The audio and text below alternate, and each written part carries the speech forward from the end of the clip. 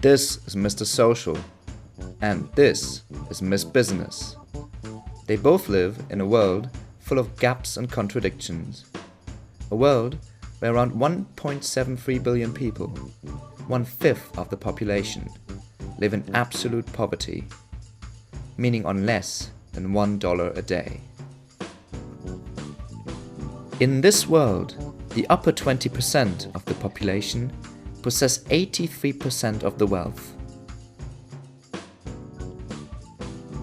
More and more people end up in poverty, and the gap between the poor and the industrialized countries keeps ever widening. But the financial crisis of 2008 has made it strikingly obvious that not only the global south is suffering from inequalities. In the northern countries, poverty rates have been increasing rapidly, despite a surge in gross national product. In order to combat injustices between countries and individuals, Mr. Social has been working hard. He founded a whole bunch of social institutions, charity groups, and development organizations funded by individuals, governments, and foundations. In the meantime, Miss Business set up a foundation too, since she found out that her clients are more willing to buy her products if they consider her to be active for a good cause.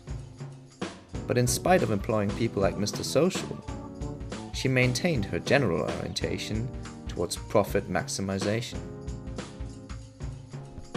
Thus far, Mr. Social and Miss Business have always gone separate ways, even though they depend on each other. Mr. Social on the direct and indirect financial support of Miss Business, and Miss Business on the good reputation and the involvement of Mr. Social within society. But they have never grown any closer and never showed any real interest in each other's activities. Until one day, when a man named Yunus appeared with a new idea, a business model bringing both the social and the business sectors together. He called it social business. A social business addresses social needs in a financially sustainable way, and while investors may recoup their investment, all further profits are reinvested to advance the social goal. When Miss Business and Mr. Social found out about this new business model, they suddenly became aware of a dissatisfaction they had been feeling about their own work. Ever since Miss Business became successful, she had been missing some deeper sense of satisfaction and admired Mr. Social's selflessness.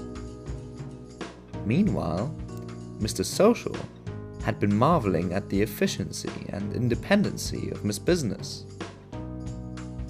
Looking at each other for the first time, they suddenly realized that they were a perfect match. So finally, they fell in love with each other and soon set up a new joint business, a social business.